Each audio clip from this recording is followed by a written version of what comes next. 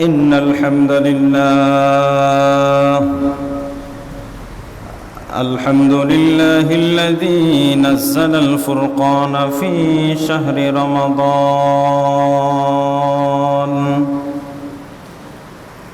الذي خلق الإنسان وعلم البيان ما لم يعلم وسلام على سيد الأنبياء والمرسلين وعلى آله وأصحابه أجمعين ومن تبعهم بإحسان إلى يوم الدين. أما بعد فقد قال الله سبحانه وتعالى في كلامه المجيد وفي فرقانه الحميد: أعوذ بالله من الشيطان الرجيم. بسم الله الرحمن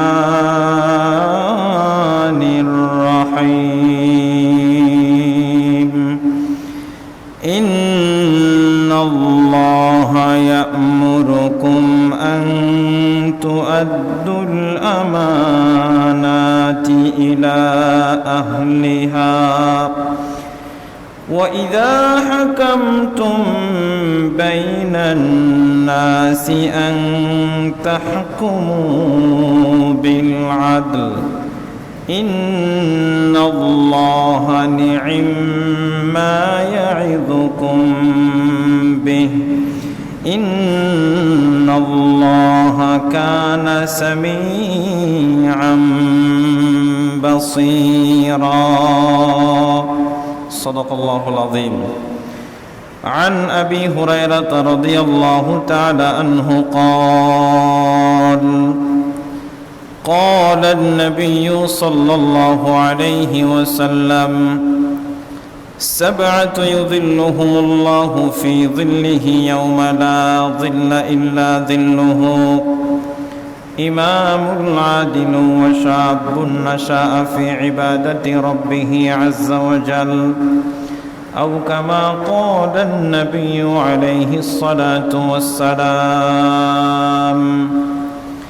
وقال الله سبحانه وتعالى في شان حبيبه ومحبوبه: إن الله وملائكته يصلون على النبي يا أيها الذين آمنوا صلوا عليه وسلموا تسليما. اللهم صل على محمد وعلى آل محمد كما صليت على إبراهيم وعلى آل إبراهيم إنك حميد مجيد. اللهم بارك على محمد وعلى آل محمد كما باركت على إبراهيم وعلى آل إبراهيم إنك حميد مجيد.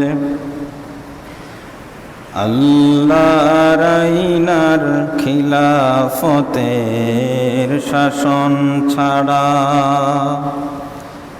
আল্লাহর আইনার খিলাফতের শাসন ছাড়া এ বিশ্বভুবন যায় না গড়া। অশান্ত পৃথিবীর মানুষগুলো তাই তো আজি দিশে হারা, তাই তো আজি পাগল পাড়া, আল্লাহর আইনার খিলাফতের শাসন ছাড়া। উপস্থিত সম্মানিত শ্রদ্ধাভাজন মুরব্বীগণ, মহান আল্লাহ সুবহানাহু ওয়া তাআলার দরবারে অসংখ্য অগণিত শুকরিয়া জানাই, যিনি আমাদেরকে যথাসময়ে জুমার নামাজে হাজির হওয়ার তৌফিক দান করেছেন। এজন্য আমরা শুকরিয়া আদায় করি, পড়ি আলহামদুলিল্লাহ। অতঃপর অসংখ্য দুরুদ এবং সালাম বর্ষিত হোক আকায়ে নাম তাজদারে মদিনা, জিগর গুরশে আমেনা সরদারে দু জাহান বিশ্ব নবীজির উপর আমরা সকলেই পড়ি সাল্লাল্লাহু আলাইহি ওয়াসাল্লাম। সম্মানিত হাজিরিন, মহান আল্লাহ সুবহানাহু ওয়া তাআলা মানুষের যেই অধিকার দিয়েছেন, প্রত্যেকটা মানুষের যেই অধিকার কোরআন সুন্নাহ নিশ্চিত করেছে, সেই অধিকার যখন প্রতিষ্ঠিত হয় তখন মানুষ ব্যক্তি জীবনে, পারিবারিক জীবনে, সামাজিক জীবনে নিরাপত্তা লাভ করে। আর এই ইনসাফ ভিত্তিক অধিকারকে আরবিতে বলা হয় আদল বা ন্যায় বিচার। আল্লাহ রাব্বুল আলামিন কুরআনুল কারীমের মধ্যে ন্যায় বিচারের কথা বলেছেন। আল্লাহ রাব্বুল আলামিন বলেন, ইন্নাল্লাহা ইয়া'মুরুকুম আন তু'আদ্দুল আমানাতি ইলা আহলিহা ওয়া ইযা হাকামতুম বাইনান নাসি আন তাহকুমু বিল আদল। এখানে আল্লাহ রাব্বুল আলামিন আমানত তার নির্ধারিত ব্যক্তির কাছে হস্তান্তর করার কথা বলেছেন এবং এরপরে আল্লাহ রাব্বুল আলামিন ন্যায় বিচারের কথা বলেছেন। ন্যায় বিচারের আরবি শব্দ হচ্ছে আদল। আদল শব্দের অর্থ হচ্ছে ন্যায় বিচার করা, ইনসাফ প্রতিষ্ঠা করা, ভারসাম্য রক্ষা করা। যার যতটুকু প্রাপ্য আছে তার প্রাপ্য তাকে বুঝিয়ে দেওয়ার নাম হলো আদল তথা ন্যায় বিচার। ব্যক্তি জীবনে, পারিবারিক জীবনে, সামাজিক জীবনে, জাতীয় জীবনে, আন্তর্জাতিক জীবনে, এক কথায় জীবনের সকল ক্ষেত্রে ন্যায় বিচার প্রতিষ্ঠা করাকে আদল বলা হয়। যখন ন্যায় বিচার প্রতিষ্ঠিত হবে তখন সেখান থেকে জুলুম, অন্যায়, অত্যাচার, অবিচার দূর হয়ে যাবে। আর যদি কোনো জায়গায় ন্যায় বিচার প্রতিষ্ঠিত না হয় তখন সেখানে অত্যাচার, তখন সেখানে অবিচার, জুলুম ইত্যাদি শুরু হয়ে যাবে। আর মানুষের তৈরি করা বিধান দিয়ে কখনোই ন্যায় বিচার প্রতিষ্ঠা করা সম্ভব নয়। রাসূল করিম সাল্লাল্লাহু তাআলা আলাইহি ওয়াসাল্লাম যখন ইনসাফ তথা ন্যায় বিচার প্রতিষ্ঠিত করেছিলেন তখন যে সমস্ত লোকেরা জিনা করত, চুরি করত, দুর্নীতি করত, ইনসাফ প্রতিষ্ঠিত হওয়ার পরে তারাই তখন মহিলাদের সতীত্বের পাহারাদার হয়ে গেল। সুবহানাল্লাহ বলবেন না?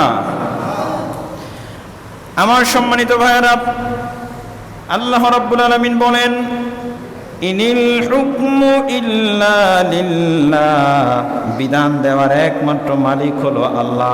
আল্লাহ রাব্বুল আলামিনের বিধান যে সমস্ত লোকেরা মেনে নেবে তারা জীবনের সকল ক্ষেত্রে শান্তি লাভ করতে পারবে, তাতে কোনো সন্দেহ নাই। ঠিক কিনা? আল্লাহর বিধান মানলে পরে শান্তি আসবে। আল্লাহর বিধান না মানলে জীবনে কঠিন কালেও আমরা শান্তি পেতে পারি না। আল্লাহ রাব্বুল আলামিন ন্যায় বিচারের কথা বলেছেন। আল্লাহ রাব্বুল আলামিন বলেন, ইন্নাল্লাহা ইয়া'মুরু বিল আদলি ওয়াল ইহসান ওয়া ইতা'i যিল কুরবা ওয়া ইয়ানহা আনিল ফাহশাই ওয়াল মুনকার ওয়াল বাগি ইয়া'iযুকুম লা'আল্লাকুম তাযাক্কারুন। আল্লাহ রাব্বুল আলামিন বলেন, ইন্নাল্লাহা ইয়া'মুরু বিল আদলি ওয়াল ইহসান, নিশ্চয়ই আল্লাহ ন্যায় বিচার এবং ইহসানের নির্দেশ দিচ্ছেন।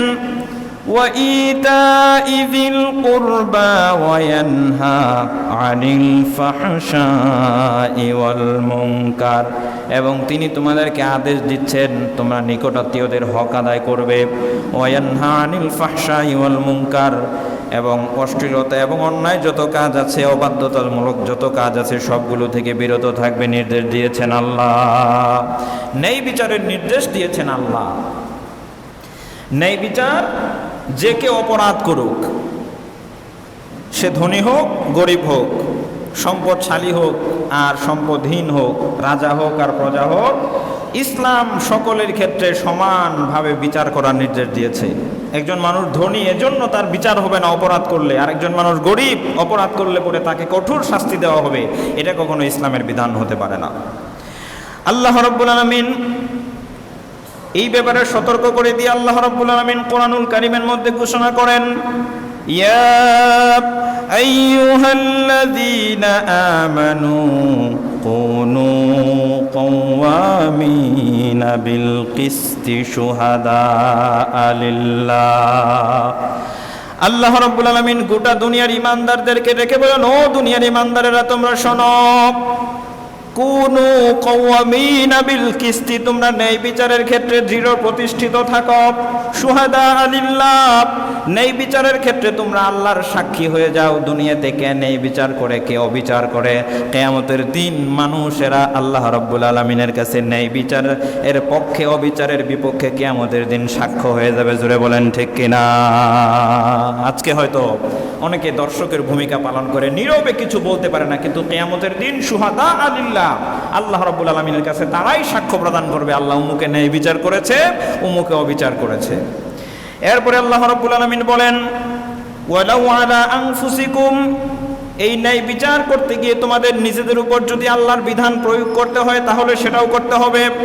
আবিল ওয়ালিদাইন, পিতামাতার ক্ষেত্রেও ন্যায় বিচার করতে হবে। এরপরে রব্বুল আলামিন বলেন, ওয়াল আকরাবিন, এবং তোমাদের নিকটাত্মীয় যারা আছে সকলের ক্ষেত্রেই ন্যায় বিচার করতে হবে, অবিচার করার কোনো সুযোগ নাই। এরপর আল্লাহ রব্বুল আলামিন বলেন, ইয়াকুন গনিয়ান আও ফাকিরা, ন্যায় বিচার যদি ধনী মানুষ হয় তাহলে ন্যায় বিচার করতে হবে, আও ফাকিরা, যদি গরিব হয় তবেও ন্যায় বিচার করতে হবে। ফাল্লাহু আউলা বিহিমা ফালা তাত্তাবিউল হাওয়া আন তা'দিলু ওয়া ইন তালু আও তুরিদু ফাইন্নাল্লাহা কানা বিমা তা'মালুনা খাবীরা। তোমরা ন্যায় বিচার করো না ন্যায় বিচারটাকে পাশ কাটিয়ে চলে যাও, আল্লাহ রাব্বুল আলামিন এই সবগুলো ব্যাপারে খুব ভালোই অবগত আছেন। তোমরা কি ন্যায় বিচার করো না পাশ কাটিয়ে চলে যাও, সব কিছু আল্লাহ রাব্বুল আলামিন জানেন। আমার প্রিয় ভাইয়েরা, রাসূল করিম সাল্লাল্লাহু আলাইহি ওয়াসাল্লাম তার জীবনে ন্যায় বিচার করে দৃষ্টান্ত স্থাপন করে গিয়েছেন। হাদিসের মধ্যে এসেছে, ইমামে বুখারী রাহমাতুল্লাহ আলাইহি হাদিস বর্ণনা করেছেন, রাসূল করিম সাল্লাল্লাহু আলাইহি সাল্লামের জামানায় কুরাইশ বংশের একটা শাখা ছিল, তার নাম ছিল বনু মাখজুম। বনু মাখজুম গোত্রের একটা কন্যা, ধনী মানুষের এক কন্যা ছিল, তার নাম ছিল ফাতেমা। বনু মাখজুম গোত্রের ফাতেমা, এই মেয়েটা যখন চুরি করল, ধনী মানুষের সন্তান চুরি করেছে, চুরির দায়ে ধরা পড়েছে, তারা তখন তাকে ধরে নিয়ে রাসূল করিম সাল্লাল্লাহু আলাইহি সাল্লামের কাছে গেল, ইয়া রাসূলুল্লাহ, এই মহিলাটা চুরি করেছে, চুরির দায়ে ধরা পড়েছে, আপনি তার বিচার করুন আল্লাহর বিধান অনুযায়ী। যদি কোনো ব্যক্তি চুরি করে, চুরির শাস্তি স্বরূপ আল্লাহ রাব্বুল আলামিন বিধান বর্ণনা করে দিয়েছেন, আস-সারিকু ওয়াস-সারিকাতু ফাকতাউ আইদিয়াহুমা জাযাআম বিমা কাসাবা নাকালাম মিনাল্লাহ ওয়াল্লাহু আজিজুন হাকীম। আল্লাহ রাব্বুল আলামিন বলেন, যে ব্যক্তি চুরি করবে, চোর নারী হোক আর পুরুষ হোক, ফাকতাউ আইদিয়াহুমা, নারী আর পুরুষ যদি চুরি করে তাদের হাত কেটে দাও, বিধান বর্ণনা করেছেন আল্লাহ। এখন ওই ধনী মানুষের কন্যাটাকে চুরির দায়ে যখন রাসূলের কাছে নিয়ে যাওয়া হলো, আল্লাহর রাসূল তো বিচার করবেন কোরআনের ফায়সালা অনুযায়ী, কোরআনের বিধান অনুযায়ী তার হাত কাটার বিধান জারি হয়ে গেল। ধনী মানুষের কন্যার জন্য তো রাসূল অন্যরকম বিচার করবে না। আমরা দেখি মাঝে মধ্যে দেখা যায় গরিব মানুষ যখন অন্যায় করে অপরাধ করে তখন এক শ্রেণীর বুদ্ধিজীবী আর তথাকথিত জ্ঞানী ব্যক্তিরা টক শুতে টেলিভিশনে পত্রপত্রিকা এমন করে সাক্ষাৎকার দেয়, আর যখন বসুন্ধরা টিস্যুর মালিকেরা অপরাধ করে তখন ওই ধরনের বুদ্ধিজীবীরা নাকে তেল দিয়া গরমের দিন কাঁথা গায়ে দিয়া ঘুমায়, ঠিক না? বসুন্ধরার মালিকেরা অপরাধ করলে তখন বুদ্ধিজীবীরা কাঁথা কম্বল গায়ে দিয়া গরমের দিন ঘুমায় থাকে, আর যদি গরিব মানুষ অপরাধ করে তখন কত বড় বড় কলাম পত্রিকার মধ্যে প্রকাশিত হয়, এই করতে হবে সেই করতে হবে, হ্যান করেঙ্গে তেন করেঙ্গে, লাঠিকে আন্দার মুগুর করেঙ্গে, শাস্তির কোনো অভাব নাই। কিন্তু রাসূল করিম সাল্লাল্লাহু আলাইহি ওয়াসাল্লামের কাছে ধনী আর দরিদ্রের কোনো ভেদাভেদ নাই। যিনি অপরাধ করেছে প্রকৃতপক্ষে অপরাধীকে শাস্তি দিতে হবে। চুরি করলে তার শাস্তি হলো হাত কেটে দিতে হবে, এটা আল্লাহর বিধান। আল্লাহর বিধান মোতাবেক যদি চুরির কোনো শাস্তি বাংলাদেশে কার্যকর করা হতো, আল্লাহর কসম করে বলতে পারি আল্লাহর বিধান বাস্তবায়িত হওয়ার পরে দেশের মধ্যে আর চুরি বন্ধ হয়ে যেত, এখন যেরকম আছে এরকম থাকতো না, ঠিক কিনা? আল্লাহর বিধান মানলে চুরি অনেকটাই বন্ধ হয়ে যেত। আমার সম্মানিত ভাইয়েরা, রাসূল করিম সাল্লাল্লাহু আলাইহি সাল্লামের কাছে যখন মহিলাটাকে নিয়ে যাওয়া হলো, ধনী মানুষের কন্যা অপরাধ করেছে শাস্তি দিতে হবে, চুরি করেছে হাত কাটতে হবে, আল্লাহর বিধান। রাসূল করিম সাল্লাল্লাহু আলাইহি সাল্লাম আল্লাহর বিধান কায়েম করবেন। বনি মাখজুম গোত্রের ধনী লোকেরা এবার বৈঠক করলো রাত্রিবেলায়। বৈঠকের মধ্যে তারা আলোচনা সমালোচনা করতে লাগলো, আমরা ধনী মানুষ, আমাদের একটা কন্যা চুরির দায়ে ধরা পড়েছে। এখন যদি সত্যি সত্যি রাসূল তার হাত কেটে দেয়, এই কন্যার যে বাবা, জনগণ রাস্তায় বের হলে তাকে বলবে এই দেখো চুরের বাবা যায়, ঠিক না? এই কন্যার যে ভাই আছে রাস্তায় বের হলে জনগণ তাকে বলবো ওই দেখো চুরের ভাই যাচ্ছে। একদিন দুই দিন নয়, বংশ পরম্পরায় এই অপবাদটা আমাদের উপর চালু থাকবে। আমরা ধনী মানুষ, আমাদের কন্যার উপর যদি বিধান কায়েম করা হয় আমাদের মান সম্মান আর থাকে না, আমরা তো মান সম্মান নিয়ে বাঁচা মুশকিল হয়ে যাবে। তাহলে কি করা যায়? একজনে বুদ্ধিমান একজন ব্যক্তি প্রস্তাব দিল, আল্লাহর রাসূলের কাছে কাউকে দিয়ে সুপারিশ করাতে হবে আমাদের ধনী মানুষ, এজন্য আমাদের কন্যাটাকে যেন ছেড়ে দেওয়া হয়। আল্লাহর রাসূলের যিনি প্রিয় ব্যক্তি তার কাছে দিয়ে সুপারিশ করাতে হবে। আল্লাহর রাসূলের প্রিয় ব্যক্তিদের মধ্যে একজন ছিলেন উসামা বিন যায়েদ রাদিয়াল্লাহু তাআলা আনহু। উসামা বিন যায়েদ রাদিয়াল্লাহু তাআলা আনহুকে বনি মাখজুম গোত্রের লোকেরা তখন ডেকে বলল, তুমি তো আল্লাহর রাসূলের খুবই পছন্দের একজন মানুষ, আল্লাহর রাসূল তোমাকে ভালোবাসেন, আমাদের পক্ষ থেকে আল্লাহর রাসূলের কাছে যাও, গিয়ে বলবা ধনী মানুষের কন্যা ইয়া রাসূলুল্লাহ, এই মহিলাটার হাতটা আপনি কাটবেন না, তাকে মাফ করে দেন। এটা বলার পরে তুমি আমাদের জন্য একটু সুপারিশ করবা।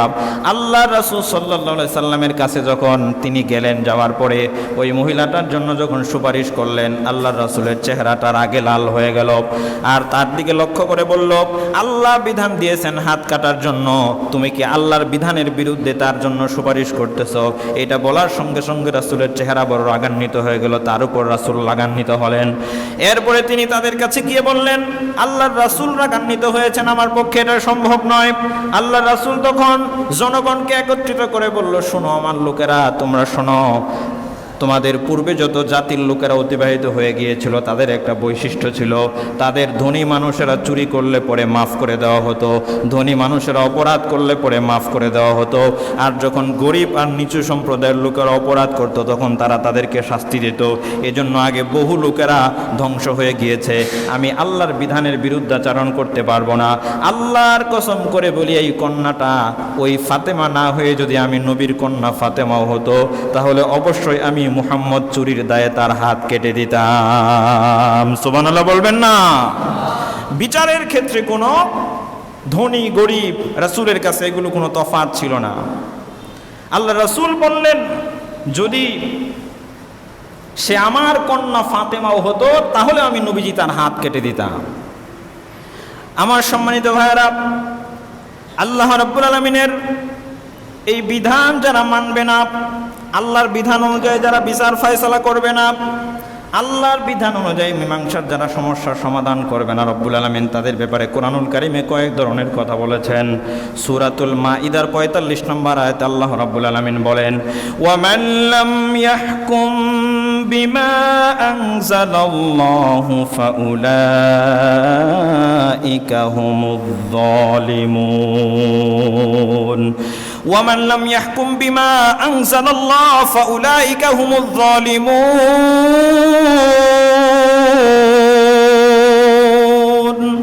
আল্লাহ রাব্বুল আলামিন বলেন ওয়ামান লাম ইয়াহকুম বিমা আনজালাল্লাহ, যে ব্যক্তি আল্লাহর বিধান অনুযায়ী ফয়সালা করে না, আল্লাহর বিধান অনুযায়ী মীমাংসা করে না, ফাউলাইকা হুমুয যালিমুন, ওই সমস্ত লোকেরাই হলো প্রকৃতপক্ষে জালেম। কে বলেছেন?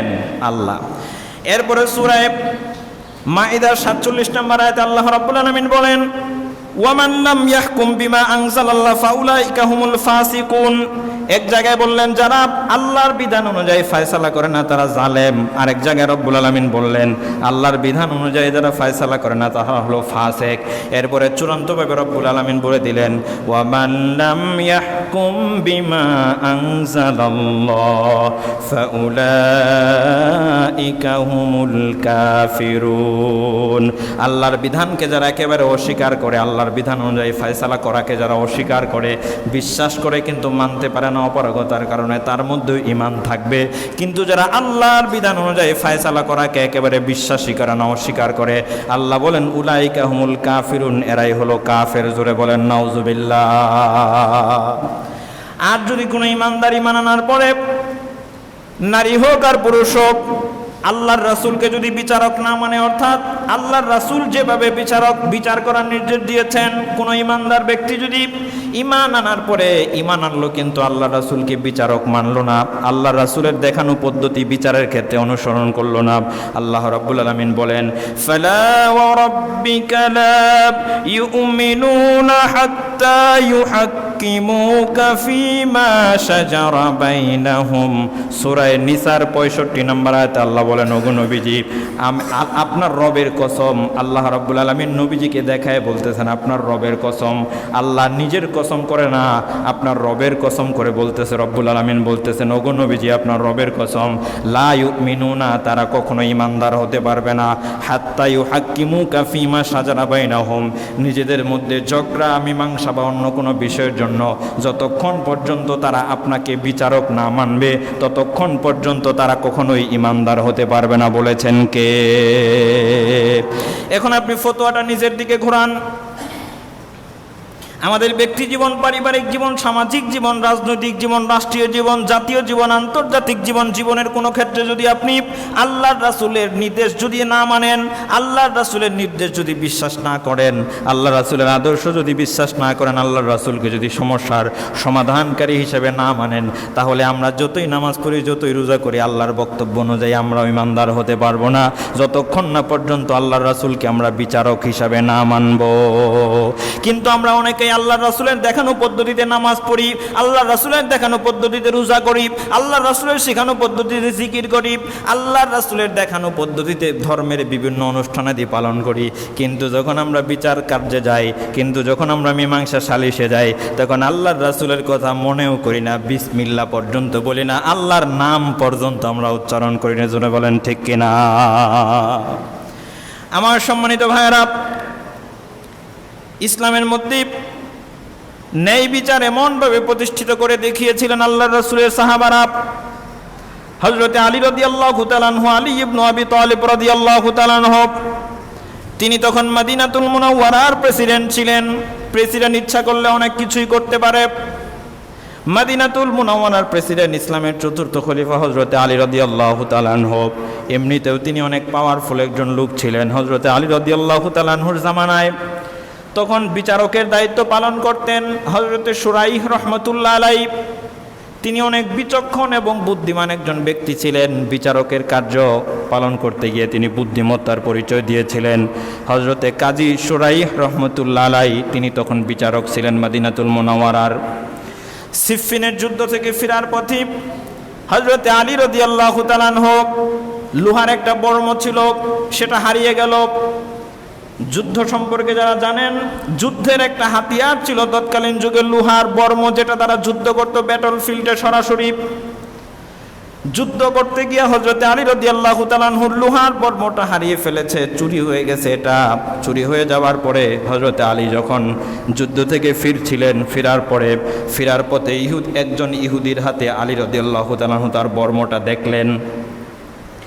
ইহুদির হাতে নিজের বর্ম যখন দেখলেন, দেখার পরে হযরতে আলী রাদিয়াল্লাহু তাআলা আনহু বললেন, তাকে শুনিয়ে বললেন, আমি আমার এই লোহার বর্মটা, লোহার অস্ত্রটা কাউকে দান করিনি অথবা বিক্রি করিনি, এটা তোমার হাতে এলো কিভাবে? আমার এটা চুরি হয়ে গেছে। ইহুদি ব্যক্তিটি তখন বলল, আমি এই লোহার বর্মটি চুরি করিনি, এটা আমার লোহার বর্ম, অনেকদিন আগে থেকেই এটা আমি ব্যবহার করি। এই কথা বলার পরে হযরতে আলী বলল, ঠিক আছে, বর্মটি আসলে আমার, তোমার লোহার বর্ম যেটা তোমার হাতের মধ্যে আছে এটাতে আমার বিশেষ চিহ্ন দেওয়া আছে, লোহার বর্মটি আমার। যদি তুমি আমাকে না দাও, আমি কাজী সুরাইহের কাছে সমাধানের জন্য বিচার প্রার্থনা করব। জোরে বলেন মারহাবা। তিনি একজন প্রেসিডেন্ট, ইচ্ছে করলে বলতে পারতেন, জোর করে ছিনিয়ে নিতে পারতেন লোহার বর্মটা, পারতেন না?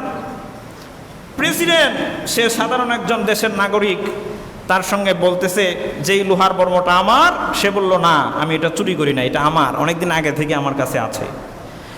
হযরত আলী রাদিয়াল্লাহু তাআলা আনহু জোর করলেন না, ইহুদির কাছ থেকে লোহার বর্মটা ছিনিয়ে নিলেন না।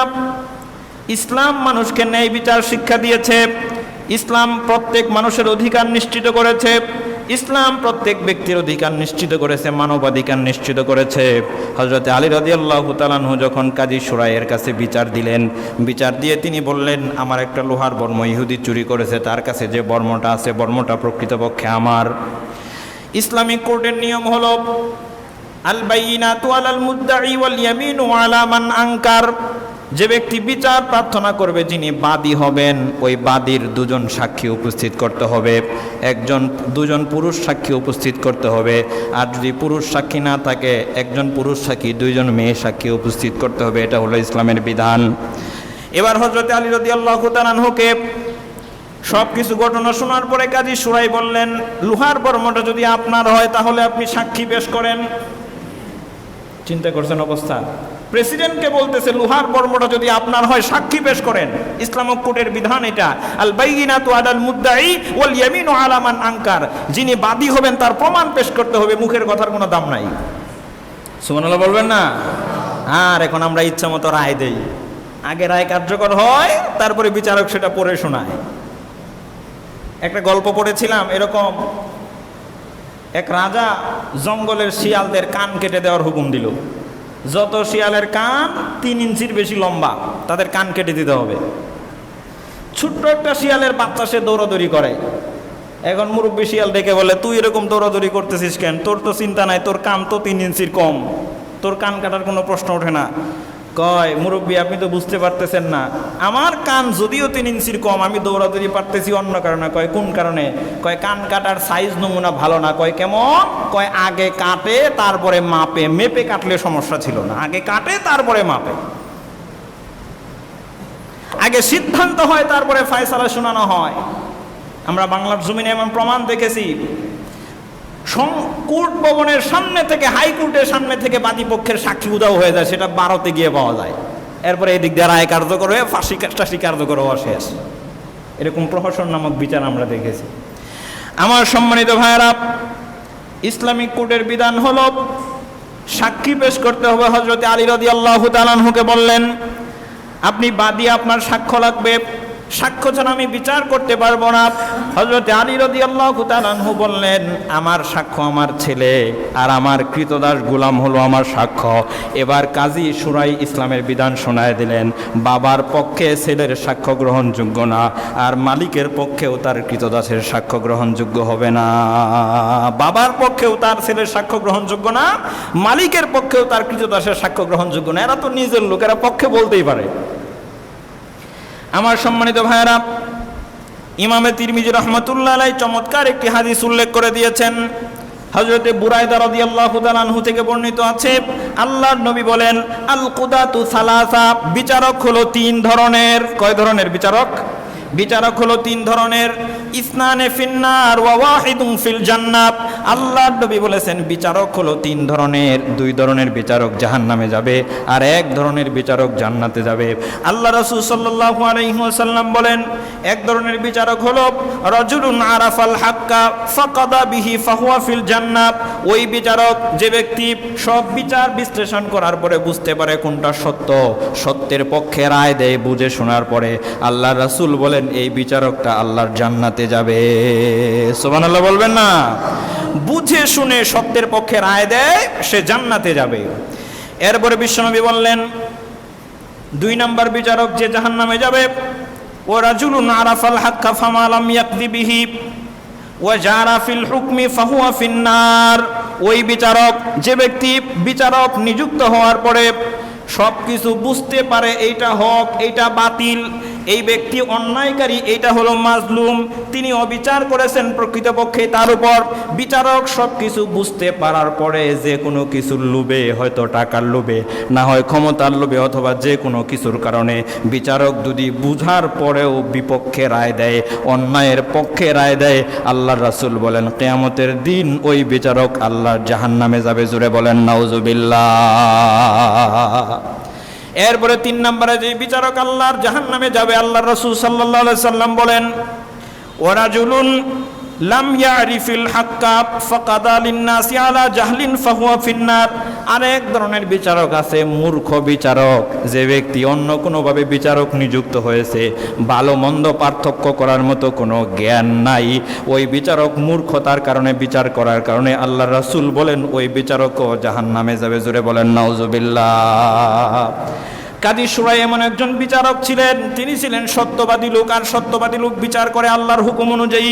কারণ আল্লাহ রাব্বুল আলামিন বলেন ওয়া ইযা হাকামতুম বাইনান নাসি আন তাহকুমু বিল আদল।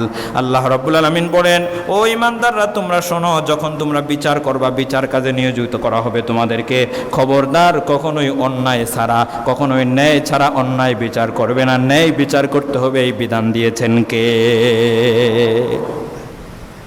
হযরত আলী রাদিয়াল্লাহু তাআলা আনহু যখন বললেন আমার ছেলে এবং আমার কৃতদাস আমার পক্ষে সাক্ষ্য দিবে, কাজী সাহেব বললেন না না, এই সাক্ষ্য গ্রহণযোগ্য হবে না। বাবার পক্ষে ছেলের সাক্ষ্য, কৃতদাস মালিকের পক্ষে সাক্ষ্য গ্রহণযোগ্য না। অন্য কোনো সাক্ষী যদি আপনার থাকে তাহলে দুজন সাক্ষী নিয়ে আসেন। এবার হযরত আলী রাদিয়াল্লাহু তাআলা আনহু বললেন আমার তো অন্য কোনো সাক্ষ্য নাই, কিন্তু বর্মটা আমার। এবার বিচারক বললেন কোর্টে তো সাক্ষী ছাড়া কাজ হবে না, আমি সিদ্ধান্ত গ্রহণ করতেছি, ফয়সালা হলো এরকম, আপনার বিপক্ষে রায় দেওয়া হবে, এই বর্মটা প্রকৃতপক্ষে ইহুদিকে দেওয়া হবে, এমন সিদ্ধান্ত আমি শোনাবো।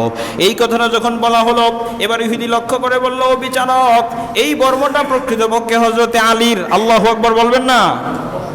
এই বর্মটা আসলে হযরতে আলীর। বিচারক এবার বললেন তুমি কেন তাহলে হযরতে আলীকে মিথ্যে বললে, তুমি কেন বললে বর্মটা আমার? এবার বিচারক বলল শোনেন, হযরতে আলী হলো প্রেসিডেন্ট, আমি দেখতে চেয়েছিলাম তিনি জোর করে রায়টা তার নিজের পক্ষে নিয়ে নেয় কিনা প্রেসিডেন্ট হিসাবে, কিন্তু আমি লক্ষ্য করলাম না, তিনি ইচ্ছে করলে জোর করে আমার কাছ থেকে বর্মটা ছিনিয়ে নিতে পারতেন, কিন্তু তিনি তা করলেন না। তিনি একজন সাধারণ নাগরিক হিসাবে আপনার কাছে বিচার দায়ের করলেন, আপনি তাকে সাধারণ নাগরিকের মতো জেরা করলেন। এই যে এত সুন্দর বিচার ব্যবস্থা যে ধর্মের মধ্যে আছে, এটা হলো সত্য ধর্ম, আমি আর অন্য কোনো ধর্মে থাকতে চাই না, আমি এই মুহূর্তে সেই সত্য ধর্মটা গ্রহণ করে নিলাম। তখন হযরতে আলী রাদিয়াল্লাহু তাআলা আনহু কাজী সাহেবের সামনে, আলী রাদিয়াল্লাহু তাআলা আনহুর সামনে ইহুদি স্বীকার করে নিল লা ইলাহা ইল্লাল্লাহু মুহাম্মাদুর রাসূলুল্লাহ। ওই মুহূর্তে সকলের সামনে ইহুদি তখন কালিমা পড়ে মুসলমান হয়ে গেল। জোরে বলেন সুবহানাল্লাহ। ওই মুহূর্তে কালিমা পড়ে ইহুদি মুসলমান হয়ে গেল। রাসূল করিম সাল্লাল্লাহু আলাইহি সাল্লাম বলেন, বুখারী শরীফ প্রথম খণ্ডের বর্ণনা, আল্লাহর রাসূল সাল্লাল্লাহু আলাইহি ওয়াসাল্লাম বলেছেন কিয়ামতের দিন মুসিবতের সময় যখন মানুষের নিকটবর্তী সূর্যটা চলে আসবে, হযরতে আবু হুরায়রা থেকে বর্ণিত আছে হাদিসটা, বিশ্বনবীজি বলেন ওই কঠিন মুহূর্তে রব্বুল আলামিন 7 শ্রেণীর ব্যক্তিকে আরশের ছায়ার নিচে আল্লাহ জায়গা দান করবে। জোরে বলেন সুবহানাল্লাহ। কয় শ্রেণীর ব্যক্তিকে? 7 শ্রেণীর ব্যক্তিকে আল্লাহ রব্বুল আলামিন আরশের ছায়ার নিচে জায়গা দান করবে।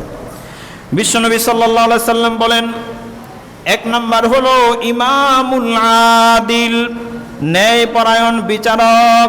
যারা অবিচার করবে তাদের জায়গা হলো জাহান্নাম, কিন্তু যারা ন্যায় বিচার করবে, সুবিচার করবে, আল্লাহর রাসূল বলেন কিয়ামতের দিন ওই মুসিবতের সময় সুবিচারকারীদেরকে রব্বুল আলামিন জান্নাতের আরশের ছায়ার নিচে কিয়ামতের দিন তাদেরকে জায়গা দান করবে।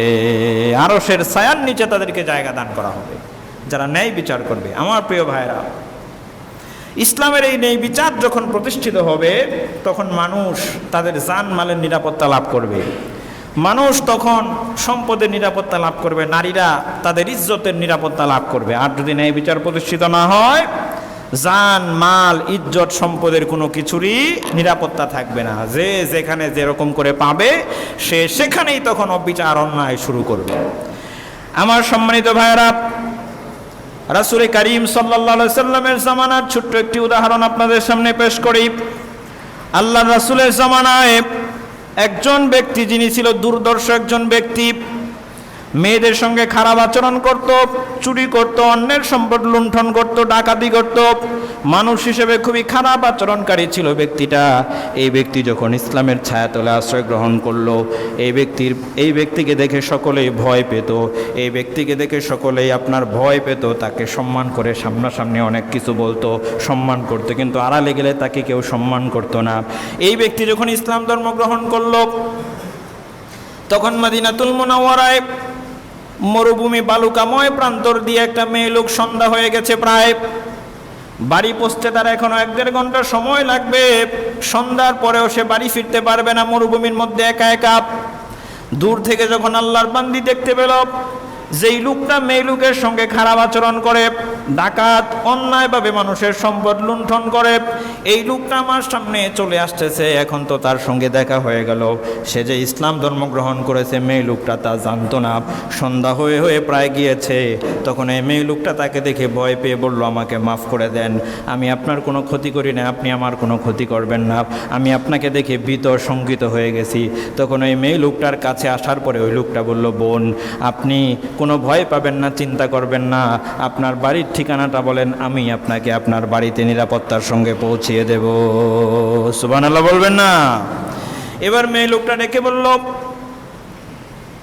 আপনার আচরণ তো এরকম ছিল না, আপনার ব্যবহার তো আরো খারাপ ছিল, আপনি তো আরো কর্কশ ভাষার অধিকারী ছিলেন, আপনি তো মানুষের সম্পদ লুণ্ঠন করতেন, মেয়েদের সঙ্গে খারাপ আচরণ করতেন, আপনি এত ভালো হয়ে গেলেন কিভাবে? তখন লোকটা বলল, আগে আমি ইসলামের সুশীতল ছায়ার নিচে আশ্রয় নিয়েছিলাম না, কিন্তু আমি যখন ইসলামের ছায়ার নিচে আশ্রয় নিলাম, আল্লাহর রাসূলকে আমার নেতা হিসেবে গ্রহণ করলাম, আল্লাহর রাসূলের আদর্শগুলোকে আমি গ্রহণ করলাম, তখন বুঝতে পারলাম জিনা করা হলো কবিরা গুনাহ, তখন বুঝতে পারলাম মানুষের সম্পদ লুণ্ঠন করা হলো কবিরা গুনাহ, মেয়েদেরকে অসম্মান করতে আল্লাহ নিষেধ করেছেন। আমি এখন মুসলিম, সুতরাং এই কাজগুলা থেকে আমি নিজেকে বিরত রেখেছি, আমি আর মানুষের ক্ষতি করতে চাই না, আমি আপনাকে নিরাপত্তার সঙ্গে হেফাজত করে আপনার বাড়িতে পৌঁছে দিতে চাই। সুবহানাল্লাহ বলবেন না? আমার প্রিয় ভাইরা, মানুষ যখন ইসলাম প্রতিষ্ঠিত হয়ে যাবে তখন শান্তি লাভ করতে পারবে। আর অনেক মানুষ আছে ইসলাম এর এই বিধানগুলো প্রতিষ্ঠিত হোক, মানুষ শান্তি লাভ করুক, এইটাও চায় না। আমরা এই কথা খুবই তিক্ত হলেও বাস্তব। আমাদের কনস্টিটিউশন, সংবিধান, এগুলো হলো মানুষের তৈরি করা। তারপরে পৃথিবীর যে কোনো রাষ্ট্রের সংবিধান যেখানে ইসলামী শরিয়া চালু নেই, মুসলিম রাষ্ট্র বা মুসলিম রাষ্ট্র বলেন, সবগুলো হলো মানুষের তৈরি করা। আমি তো মাঝে মধ্যে বলি, উদাহরণ দেই, যিনি মানুষ তৈরি করেছেন তিনিই মানুষের ভালো মন্দ ভালো করে বুঝবেন। কোন পদ্ধতিতে বিচার করলে পরে, কোন পদ্ধতিতে মীমাংসা করলে পরে মানুষ শান্তি লাভ করবে, সকলের অধিকার সমান থাকবে, এটা কি মানুষে ভালো বুঝবেন, আল্লাহ ভালো বুঝবে? আল্লাহ ভালো বুঝবে। আমরা যখন ইসলামের এই বিধান যে চুরকে হাত কেটে দাও এটা বলি, তখন যারা চুরদের দরদি লোক আছে না, ইসলামের এই বিধানগুলো বড় বড় বিধান, ইসলামের এই বিধানগুলা মানুষের মানবাধিকার ক্ষুণ্ণ করে। ধরেন সমাজের মধ্যে উদাহরণস্বরূপ 5,000 লোক আছে এক সমাজে, 5,000 লোকের মধ্যে চুর ধরেন 5 জন, উদাহরণস্বরূপ আর কি। এখন এই 5 জনের কারণে 4,900 কত 95 জন মানুষ অশান্তিতে থাকে, ঠিক না? কয়জন মানুষের জন্যে? 4995 জন মানুষ অশান্তিতে থাকে কয়জনের কারণে? এখন ইসলামের বিধান তো চুরি করলে হাত কেটে দাও, কারণ ওই 5 জনকে শাস্তি দিলে কয়জন নিরাপত্তা থাকবে? কথা বলেন, কথা বলেন। 5 জনকে শাস্তি দিলে নিরাপদে থাকবে কয়জন?